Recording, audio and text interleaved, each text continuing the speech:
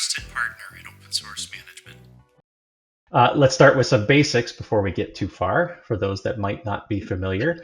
So at their core, an open source program office, or OSPOs, support and enable two primary functions: consumption of and contribution to open source.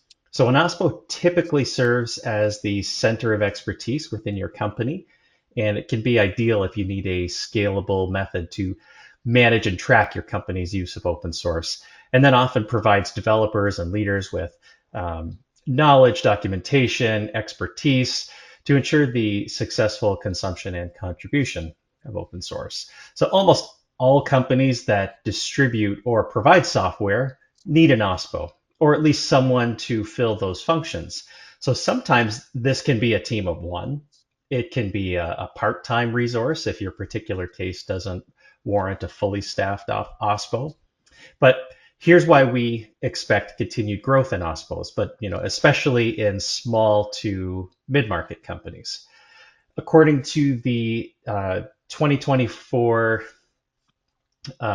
state of OSPOs and open source management from the Linux Foundation, the number one benefit anticipated from implementing an OSPO by organizations that don't already have one is more awareness and of use of open source use, and more awareness of dependencies.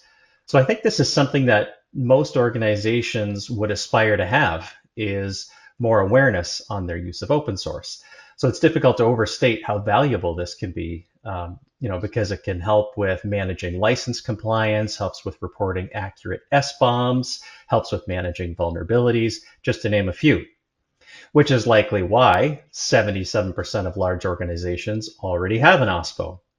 So compare that to a report from GitHub in 2023, where they found that 30% of Fortune 100 companies, so presumably also large organizations, had OSPOs at that time. So obviously there's been some growth in this space over the last year and a bit, and we expect this trend to continue. We also expect that this will drive growth in small and medium-sized organizations, where only 19% of small organizations have an OSPO and 33% of medium organizations have an OSPO. So we've been seeing more growth in small and medium-sized organizations. Many are staffing their own small OSPOs, or they're engaging with us to provide our managed OSPO as a service.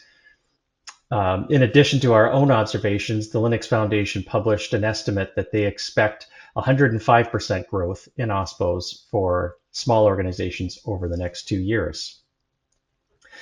Another factor contributing to the growth and establishment of OSPOs will be standards, global regulations, and guidance from governments. So one interesting and practical example, the US federal government has been pushing for each agency to establish management and controls over use of open source, including the implementation of OSPOs.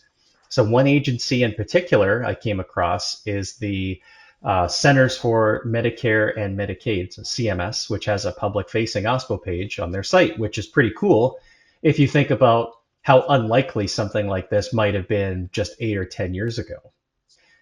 John, anything to add? Yeah, the first thing I want to add is that, Aaron, if you thought that nobody noticed that your door magically opened in the background, everybody did. So it doesn't matter that you closed your camera.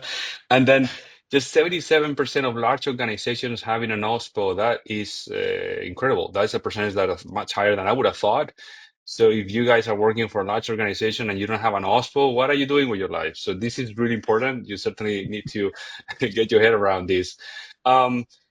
I wanted to add to that OSPO, I think my experience prior to FOSS ID working at an OSPO is that it will help you find potential intellectual property issues related with open source.